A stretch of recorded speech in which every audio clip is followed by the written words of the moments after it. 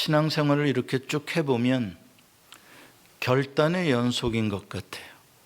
계속 무엇인가를 결단해야 돼요. 둘 중에 하나를 계속 선택해야 돼요. 다 가질 수도 없고 다 할 수도 없고. 그래서 계속해서 날마다 또 내일도 계속 그렇게 무언가를 결단해야 하는 것이 신앙생활이고, 또 그것을 결단하게 해주는 것이 또 우리의 믿음이다, 이런 생각을 해봅니다. 여러분들은 지금 여러분들의 인생에서 가장 소중한 게 뭐냐고 한 가지만 말해보라 그러면 뭐라고 대답을 하시겠습니까? 여러분의 삶에서 지금 내가 가장 소중하게 여기는 것, 가장 아끼는 것, 이것을 위해서라면 나의 모든 걸 다 걸 수 있는 것. 제가 이 설교를 준비하다가 이 호더스 증후군이라는 것을 처음 이렇게 찾아보게 됐어요. 이 호더스 증후군이라는 게 뭔가 그랬더니 쭉 찾아보니까 이게 모으기는 열심히 모으는데 버리지를 못하는 사람들의 정신적인 질환이다, 이렇게 일종의 정신질환이라고 하더라고요, 그게. 그래서 사진을 한번 띄워봐 주실래요? 네, 저런 사람들이요. 부부가 지금 잔뜩 모아놨죠? 또 다른 사진 하나 보세요. 이 할머니 너무 행복해 하세요. 많잖아요, 뭔가. 방에 한가득. 여러분들 저런 집에 사시는 거 아니에요, 혹시? 한국에 가끔 저런 분들이 계시더라고요. 그래가지고 그 안에 들어가 보면 막 세상에 어째 이런 일이, 카메라맨이 막 들어가 보면 세상에, 거기서 이러고선 쪽잠 자고 계시더라고요. 아무것도 쓸데없는 쓰레기들을 나가면 꼭 주워가지고 몇 개씩 나갈 때마다 동네에 보이는 건 다 주워다가 갖다 놓는 거죠. 이게 호더스 신드롬이라고 하는 일종의 정신병입니다. 그런데 그들은 저 안에서 행복하다는 거예요. 편안하다는 겁니다. 왜 저런 문제가 생기나 그 정신의학자들이 원인을 찾아봤더니 일종의 뇌 기능 이상이라는 겁니다. 우리 뇌에는 다양한 기능들이 있는데 두 가지의 기능에 문제가 생길 때 저런 현상이 일어나는데, 첫 번째 기능의 문제가 뭐냐면 가치를 비교할 수 있는 기능이 많이 약한 사람들. 그래서 뭐가 중요하고 뭐가 안 중요한지, 뭐가 비싼 거고 뭐가 덜 비싼 건지, 이걸 비교를 잘 못하는 그러한 뇌적인 그런 기능이 약한 사람. 또 하나의 약한 기능이 뭐냐면 의사를 결정하는 결정 기능이 부족한 사람. 여러분들도 가끔 그럴 때 있지 않아요? 막 너무 좋은 게 많은데 뭘 사야 될지 모르는 것 같은 거. 의사결정이 쉽지가 않죠. 그 두 가지의 기능에 현저하게 문제가 있을 때에 저렇게 버리지를 못한다라는 겁니다. 왜냐하면 버린다고 하는 건, 내가 가지고 있던 걸 버린다고 하는 건 손해보는 것 같잖아요. 예를 생각해. 예를 들어서 옛날에 칠성사이다 한 병 먹어도 빈 병을 그냥 버려둡니까?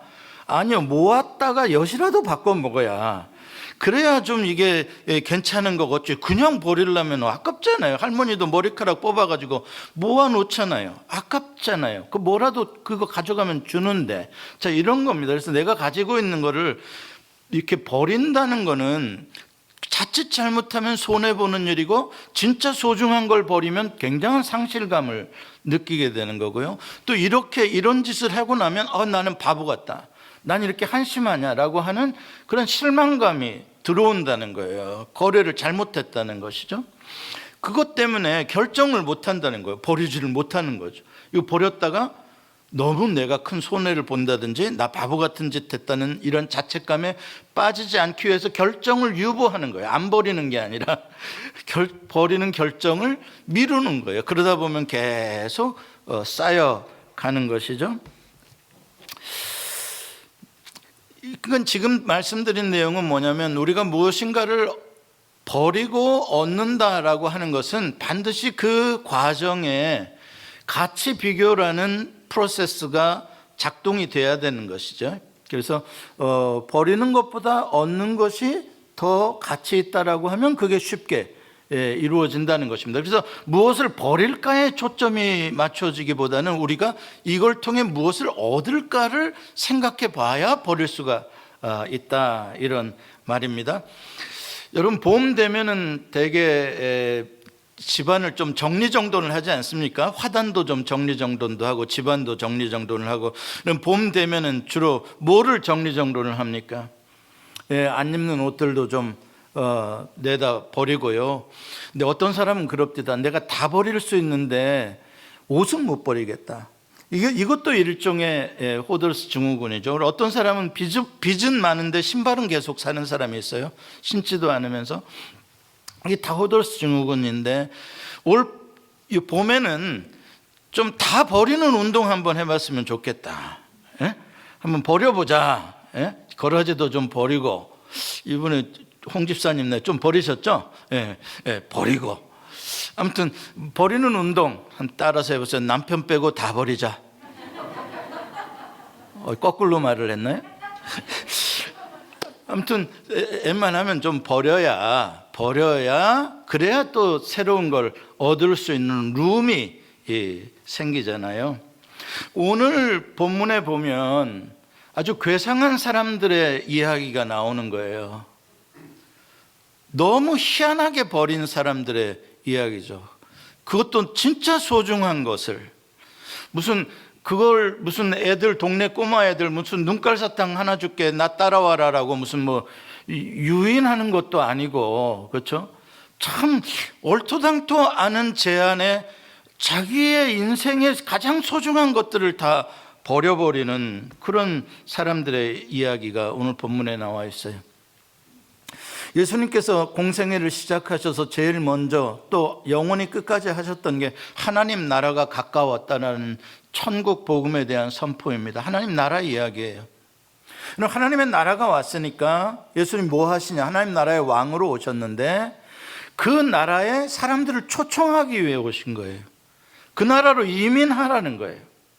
이 세상 나라가 좋다고 거기서 영원히 살지 말고 하나님 나라가 왔으니까 이젠 세상 나라를 떠나 하나님 나라 속으로 들어오면 너가 1000배, 10,000배 더 행복하다. 하나님 나라로 부르시는 거예요. 이민 오라는 거예요. 오늘 본문에도 보면 이민 1세대로 지금 이 사람들을 초청하고 있는 거예요. 들어와라. 그럼 이제 이 사람들이 하나님 나라로 이민에 들어가면 이 사람들이 또 들어가서 살아보면 너무나 하나님 나라가 행복하고 너무나 아름답고 영광스러우니까 또 자기 친구, 친척들 초청해서 또 들어오라고 선전하겠죠? 그게 바로 전도라는 거겠죠. 오늘 이 하나님 나라의 이민 초청이 이루어진 사건의 배경이 되는 장소는 갈릴리 해변이다, 이렇게 되어 있습니다. 갈릴리 해변이라는 데가 무슨 특별해서가 아니라 거기에서 일하는 사람들을 예수님이 부르시기 위해 이제 그 장소로 가신 것이죠. 거기서 일한 사람들이라는 게 누구냐? 갈릴리 호수에서 물고기를 잡아서 먹고 사는 어부들 이야기입니다. 첫 번째 어부들 형제가 있는데 베드로라 하는 시몬과 안드레다 이야기를 합니다. 그들이 그물로 고기를 잡는 걸 보시고 그들에게 말씀을 하십니다. 나를 따라오너라. 내가 너희를 사람을 낚는 어부가 되게 하리라. 그랬더니 그들이 곧 그물을 버려두고 예수님을 따랐답니다. 그리고 조금 더 가셔서 또 배에서 그물을 깁고 있는 두 형제를 봤어요. 세베대의 아들들인데 아버지와 함께, 다른 복음서에는 사꾼들도 같이 그물을 수리하고 있었어요. 그걸 보시고 예수님께서 똑같이 말씀을 하셨겠죠. 나를 따라오라. 내가 너희를 사람을 낚는 어부가 되게 하리라. 그랬더니 그 부르심 앞에 그들이 곧 배와 그물을 버려두고 예수를 따르니라. 이렇게 되어 있습니다. 물론 이 4절밖에 안 되는 말씀은 이게 전부는 아니겠죠. 사실 이들이 이렇게 예수님을 따르겠다라고 결단하는 이 안에는 많은 스토리, 더 많은 이야기들이 들어있는 것을 요약해가지고 이렇게 간단하게 글로 쓴 것일 것입니다. 그래서 누가복음이나 요한복음에 보면은 이들을 언제 어떻게 부르셨는지, 또 그들이 어떻게 예수님께 왔는지에 대한 또 다른 스토리들이 나와 있어요. 어쨌든 오늘 마태복음과 또 마가복음에서 요약해서 강조하고자 하는 데에 세 가지의 중요한 동사가 있더라고요. 부르셨다라는 동사, 버렸다라는 동사, 버리다라는 동사, 그리고 따르다라는 동사예요. 뭐라고요? 부르다, 버리다, 따르다. 따라서 해보세요. 부르다, 버리다, 따르다. 이 세 가지더라고요. 그 중에 제일 중요한 건 뭐겠어요? 부르다입니다. 왜냐하면 거기서부터 모든 게 시작이 되는 거니까요. 주님이 찾아와서 불러주심 때문에 이러한 변화의 역사들이 일어났잖아요. 그렇죠? 그래서 모든 것의 시작, 또 그렇게 되게 만들어주심의 완성, 그것은 다 주님의 부르심에 있습니다. 이건 무슨 뜻인가? 하나님 나라는 내가 들어가고 싶다고 마음대로 들어갈 수 있는 나라도 아니고, 내가 공을 쌓는다고 노력한다고 될 수 있는 나라가 아니라, 오직 그 나라의 왕께서 우리를 초청해 주셔야 우리가 들어갈 수 있다는 거예요. 전폭적인 은혜죠. 그렇죠? 왜 나를 특별히 선택하시고 초청해 주시나? 자, 뿐만 아니라 오늘 본문을 보면 예수님이 부르시기 전에 하나의 동사가 또 나오는데, 뭐냐면 보셨다는 동사예요. 두 번 다 나오는데, 보셨다라는 동사는 그냥 단순히 육체적인 눈으로 보았다는 것만이 아니라 아셨다는 거예요. 베드로와 안드레가 어떤 사람들인지, 야고보와 요한이 어떤 사람들인지 주님은 미리 알고 계셨다는 거예요. 그들의 삶을 보시고 아시고, 그들이 어떤 꿈을 가지고 있으며, 그들의 마음에 어떤 바람이 있으며, 그들이 지금 하루에 생활하는데 얼마가 필요하고, 가족들을 부양하는데 한 달 생활비가 얼마 들 것이며, 물고기를 잡으면 얼마를 벌 수 있으며, 그들의 삶의 내용을 주님이 다 보시고 아셨다는 이야기예요. 그리고 부르신 거예요. 그러니까 예수님의 부르심은 그냥 어느 날 지나가다가 여보소 이렇게 즉흥적으로 그냥 부르신 게 아니라는 거예요. 우발적인 사건이 아니라는 거예요. 주님이 미리 봐두셨고 불러야겠다라고 주님이 생각하시니까 결정된 날 그들을 부르셨다는 거예요. 다시 말해, 그들을 부르기 이전에 이미 주님께서는 그들을 향한 어떤 계획을 가지고 계셨다는 거예요. 그들을 향한 어떤 뜻이 있었다는 거예요. 여러분, 이걸 믿으시길 바랍니다. 주님이 나를 그냥 부르신 게 아니다 이 말입니다. 나를 그냥 낳으신 게 아니에요. 나를 그냥 예수 믿게 한 게 아니에요. 나를 아시고 나를 향한 어떤 계획이 있으시다는 거예요. 그렇다면 그들은 나름대로 무슨 계획을 가지고 살았을까? 그렇잖아요. 베드로와 안드레와 야고보와 요한도, 그들도 어부로서 뭔가 자기들 계획이 있지 않겠습니까? 그렇죠?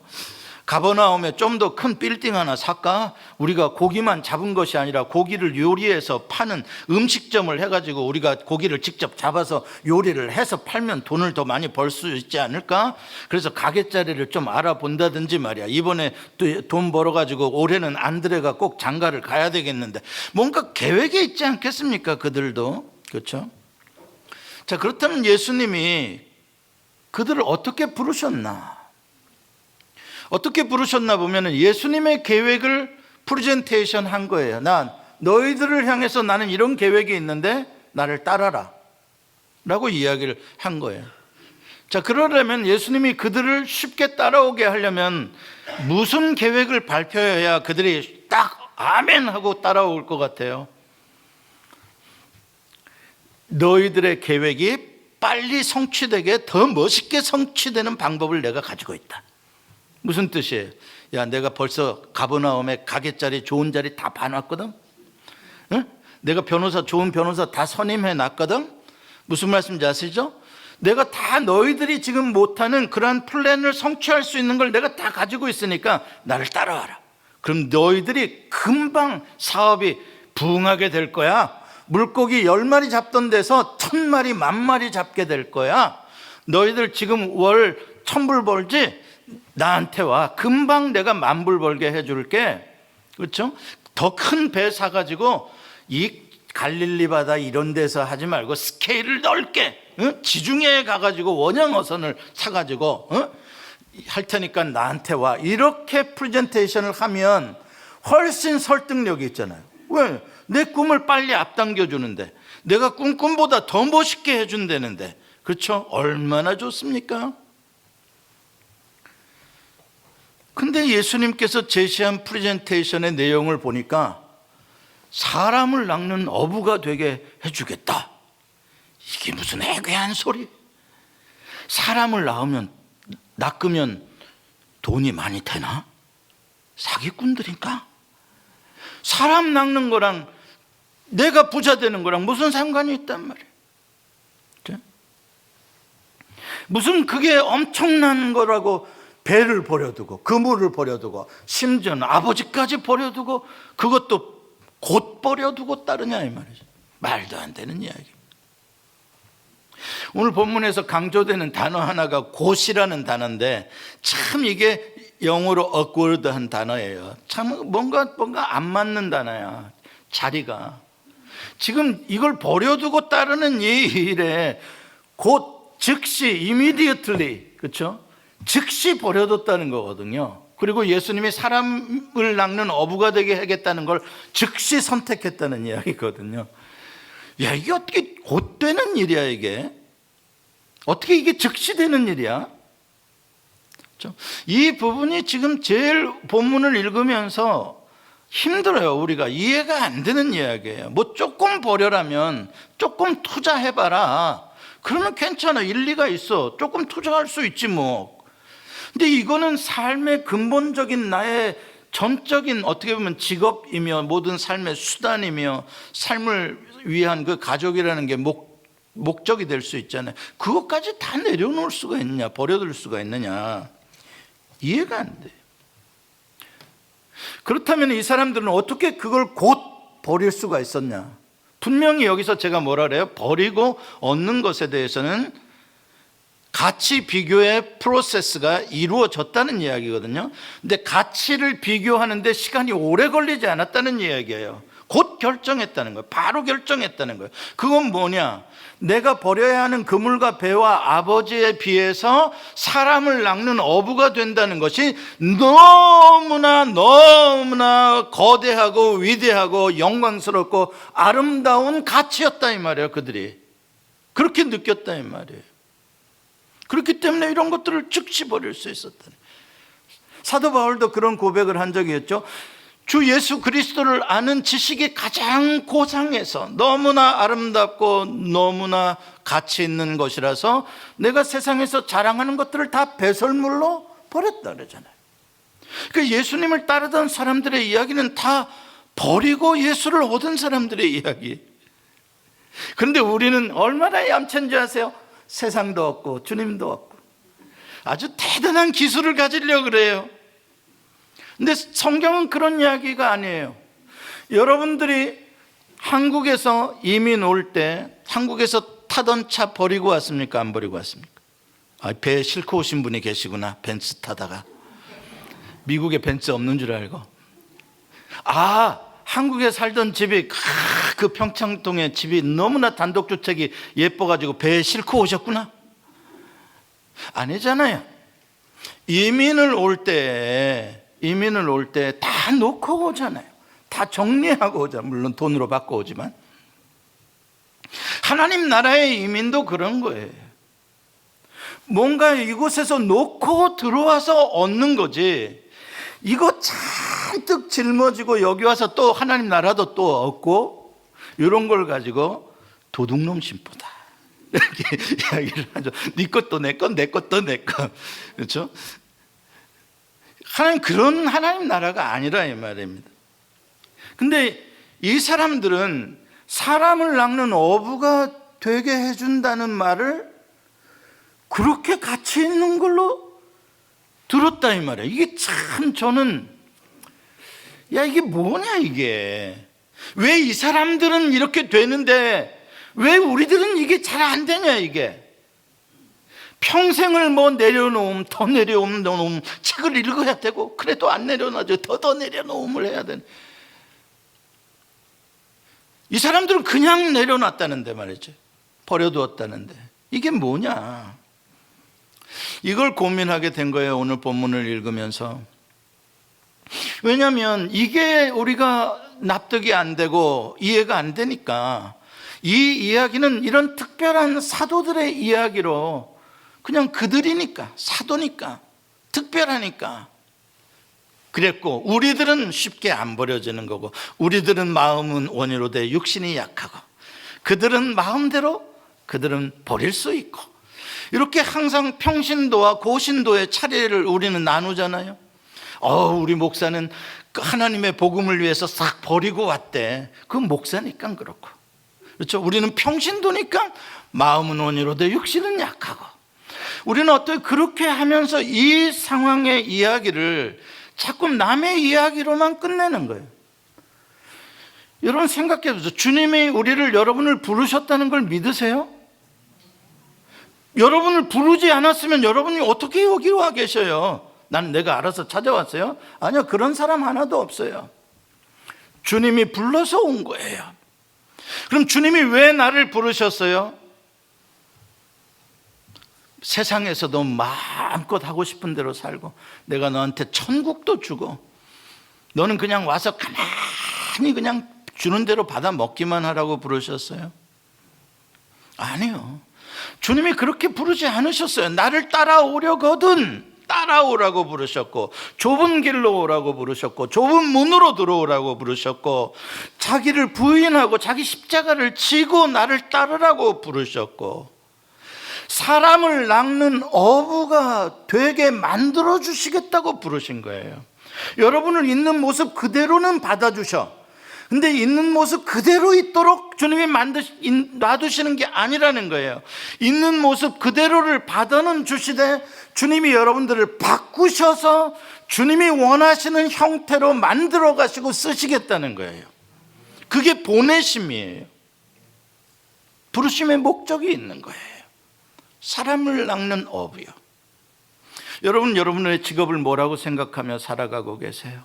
예, 우리는 다 나름대로 직업이 있어요. 가게도 운영하고요, 어떤 직장에 과장, 부장도 하고 있고요, 의사도 하고요, 변호사도 하고요. 우리는 직업이 있어요. 그러나 우리 그리스도인들에게 동일하게 주어진 직업은, 진짜 직업은 사람을 낚는 어부예요. 그 직업, 주님의 부르심에서 예외가 되는 사람은 아무도 없어요.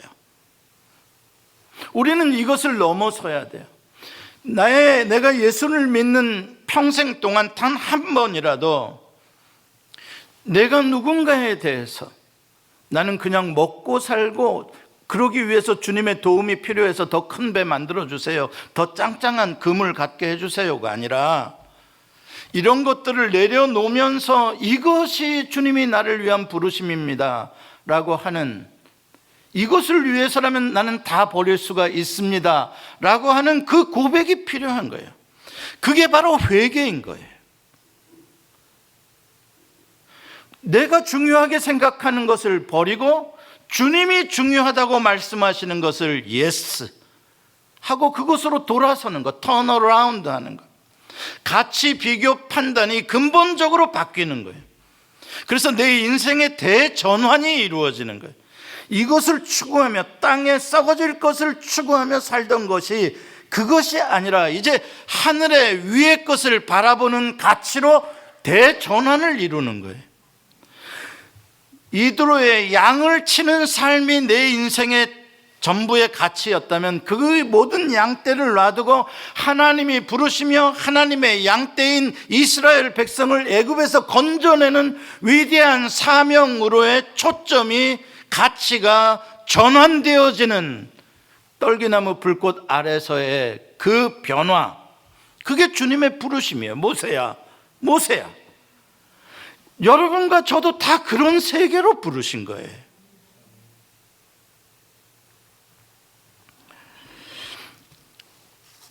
요한복음 1장에 보면 이들이 어떻게 이렇게 결정을 내릴 수가 있었을까에 대한 힌트를 알 수가 있어요. 이들은 그냥 단순히 고기만 잡고 먹고 사는 그런 진짜 세속적인 그러한 어부들은 아니었구나. 이들은 뭔가 조금 다른 어부들이었구나라는 것을 알 수 있는 게 요한복음 1장에서의 힌트예요. 요한복음 1장에 보면 여기 베드로와 안드레와 야고보와 요한 네 사람 중에 안드레라는 사람이 등장을 해요. 제일 먼저. 안드레가 세례 요한의 제자로 나와요. 요한복음 1장에 보면, 여러분 아시는 대로 요한복음 1장에 보면 세례 요한이 자기 뒤에 오시는 그리스도를 선포하잖아요. 하나님의 어린 양이로다. 저분이 바로 내 뒤에 오시는 분이 불로 세례를 주실 그리스도시다. 그렇죠? 세례 요한이 선포하잖아요. 나는 그와 비교해서 그의 신을 푸는 일도 감당하기 못할 정도로 낮은 자고 그분이 진짜시다. 그런데 그때 안드레가, 이 베드로의 동생 안드레가 세례 요한의 제자였다는 거예요. 그럼 우리가 상상할 수 있어요. 안드레는 갈릴리의 어부였으면서도 그 당시에 세례 요한의 회개 운동, 하나님 나라를 기다리는 운동에 이 젊은 청년이 귀가 열려서 잠시 그물을 내려놓고 저 아래 유대 광야까지 가서 세례 요한을 만나고 세례 요한의 메시지를 듣고 세례 요한의 그 회개와 하나님 나라를 기다리는 운동에 헌신하려고 했던 세례 요한의 제자였구나. 그렇죠? 우리가 그 관계를 알 수 있어요. 그리고 세례 요한의 말을 듣고 안드레가 예수님께 와요.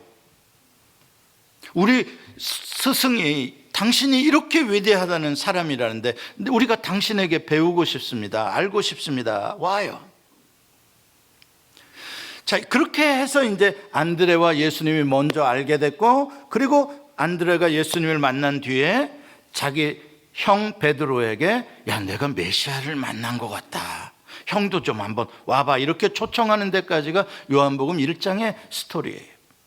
자, 그 가운데에서 어떻게 오늘의 본문과 이 스토리를 좀 확대해서 우리가 연결해 볼까 생각해 보면 제가 이렇게 연결이 돼요.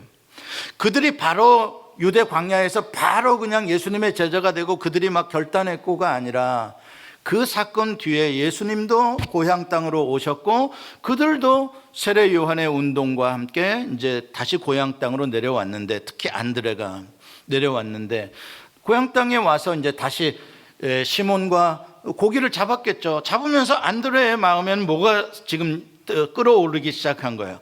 메시아, 하나님 나라가 이루어지고 있음. 이 세례 요한의 메시지와 예수를 자기가 만났기 때문에. 그럼 자기 형제에게도 이야기하지 않겠습니까? 형님, 지금 이런 일들이 일어나고 있어요.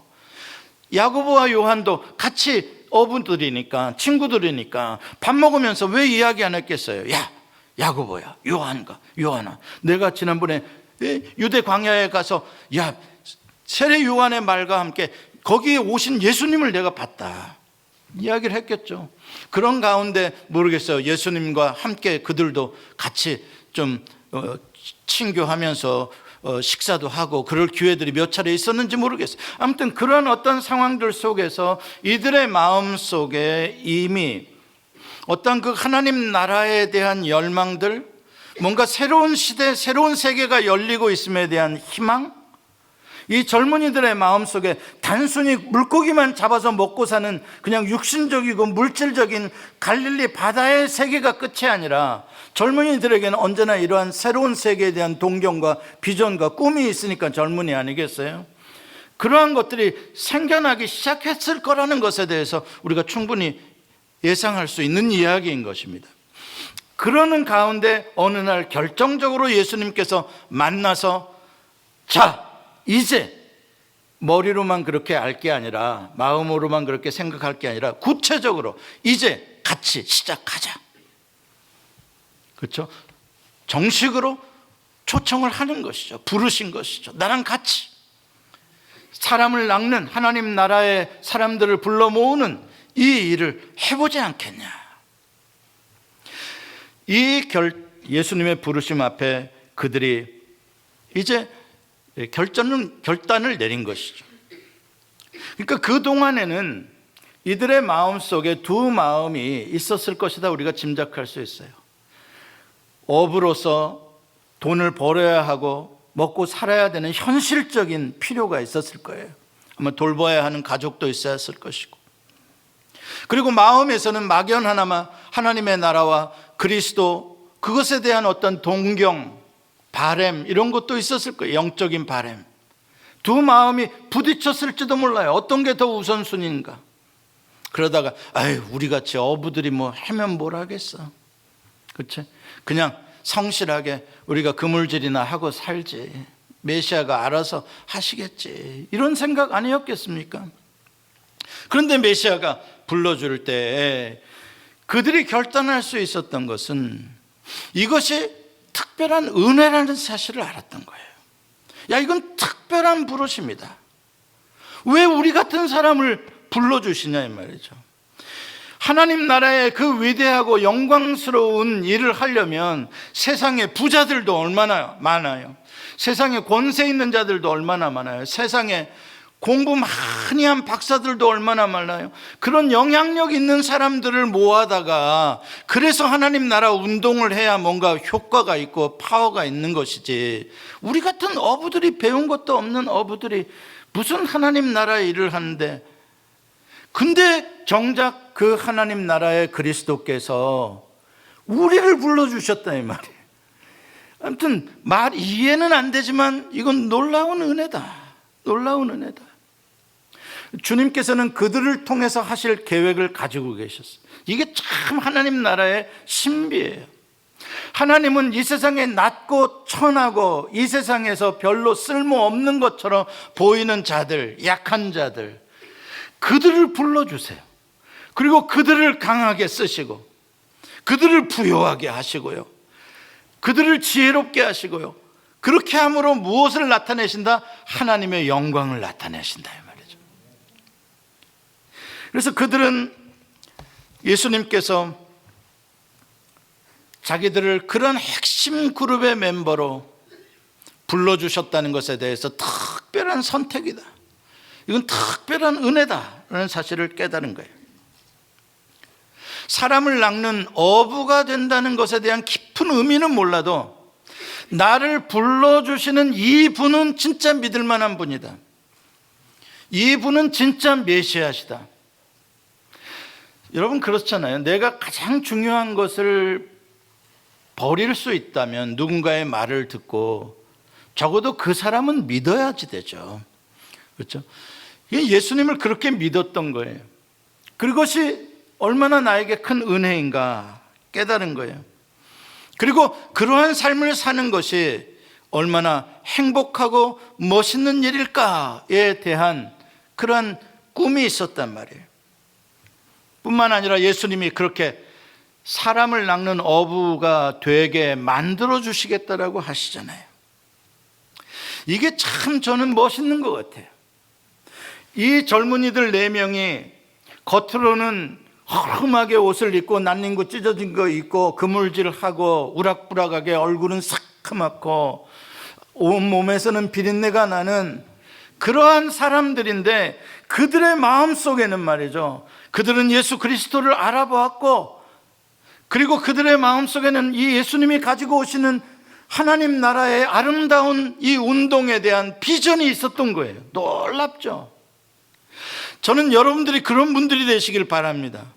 비록 이 세상에는 우리가 좀 헐해 보이는 사람들 같고 별거 아닌 것 같은 사람들인 것 같고, 그래도 여러분들 안에는 말이죠, 감히 상상도 하지 못하는 그런 하나님 나라의 아름다운 꿈을 가지고 그것을 향한 열망을 가지고 그것을 위하여 쓰임받고자 하는 그러한 마음을 가진 성도들 말입니다. 자, 그렇게 결단을 내렸는데, 여러분 지금도 이 세상에 그런 사람들 많이 있어요. 남 이야기가 아닙니다. 누가 선교사로 갔대, 누가 목사가 됐대, 뭐 이렇게 뭔가를 다 버리고 하는 사람들이요, 많아요. 절대 바보들이 아니에요. 그 사람들에겐 정말로 이 주님의 부르심이라는 게 얼마나 소중한 것이고 얼마나 영광스러운 것인지, 그 은혜가 얼마나 큰 것인지를 아는 거예요. 그래서 결정을 내리니까 결과가 어떻게 됩니까? 주님의 부르심에 순종하고 따른 결과가 어떻게 돼요? 주님이 그렇게 만들어 주시는 거예요. 베드로를 보세요. 물고기 잡던 사람인데요, 저가 성령 충만함 받고 나니까 그가 어느 날 예루살렘에서 설교를 하는데 하루에 3,000명이 회개하고 돌아오더라고요. 어느 날 하루에 그물 한 번 던졌는데 5,000명이 회개하고 하나님 나라로 들어오더라고요. 사람을 낚는 어부가 됐어요, 안 됐어요? 누가요? 주님이 그렇게 만들어 주신 거예요. 중요한 건 여러분들의 삶에 그러한 결단이 있고 끝까지 순종하고 따라가면 주님이 그렇게 되도록 만들어 주시겠다는 거예요. 사도 바울도 그런 사람으로 살았어요. 우리가 주님을 위해서 위대한 미니스트리, 어떤 사역, 어떤 워크를 하는 것도 중요하지만 주님이 우리를 만들어 주시고자 하는 것은 주님을 닮은 사람으로 만들어 주시는 거예요. 예수님의 성품을 닮은 사람으로 만들어 주시는 거예요. 그럼 예수님의 성품을 닮은 사람이 되면 어떻게 되는데? 행복해지는 거예요. 부유해지는 거예요. 예수님의 성품을 닮은 사람이 되게 되면 아름다워지는 거예요. 영광스러워지는 거예요. 돈으로도 살 수 없는, 그 무엇으로도, 어떠한 교육으로도 될 수 없는 그런 아름다운 사람이 되는 거예요. 신의 성품을 가진 자, 성령의 9가지의 열매를 맺는 자. 그래서 사도 바울처럼 나는 어떠한 형편이든지 자족하는 일체의 비결을 배워서 부요해도 감사하고 가난해도 감사하고 어떤 상황에도 나는 감사할 줄 아는 일체의 행복을 가진 사람이다. 그게 주님이 우리를 부르시는, 우리를 바꾸어 주시겠다라고 하시는 목적지예요. 내 안에 천국이 이루어지는 거예요. 여러분, 그런 삶 살고 싶지 않습니까? 그게 진짜 행복 아니겠어요?